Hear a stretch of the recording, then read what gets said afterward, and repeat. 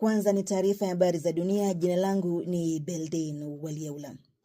Ujerumani imesitisha utoaji msaada kwa Rwanda baada ya taifa hilo kuhusishwa na migogoro inayoendelea nchini Jamhuri ya Kidemokrasia ya Kongo. Ujerumani imekashifu mashambulizi ya hivi karibuni yaliyofanywa na waasi wa M23 na kutaja shambulio hilo kuwa tishio kwa uhuru wa taifa la DRC. Kundi la M23 limeteka maeneo muhimu yenye madini mashariki mwa DRC ikiwemo mji wa Goma na Bukavu. Rwanda imekanusha mara kadhaa madai kuwa inaunga mkono waasi wa M23. Uamuzi wa Ujerumani unajiri baada ya Canada, Umoja wa Ulaya na Uingereza kusitisha utoaji wa msaada kwa Rwanda.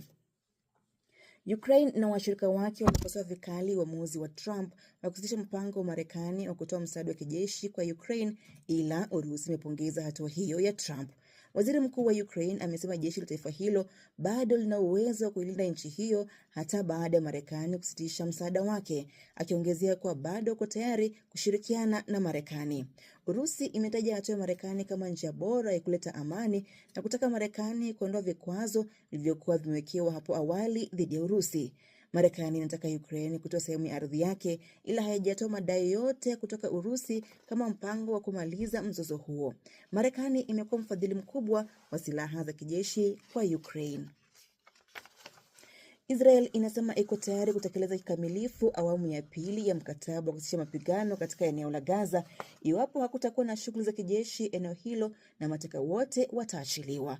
Waziri wa mambo ya kigeni wa Israel Gideon Saar amewaambia wanahabari kuwa kundi la Hamas linapata ufadhili wake kupitia misaada ya kibinadamu inayoingia Gaza na kutetea hatua ya Israel kusitisha misaada kuingia eneo la Gaza.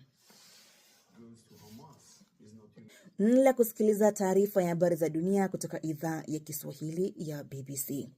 Takriban watu 53 wanaripotiwa kufariki kutokana na ugonjwa usiojulikana ndani ya siku moja tangu kugundulika kwa dalili za ugonjwa huo kaskazini magharibi mwa Jamhuri ya Kidemokrasia ya Kongo.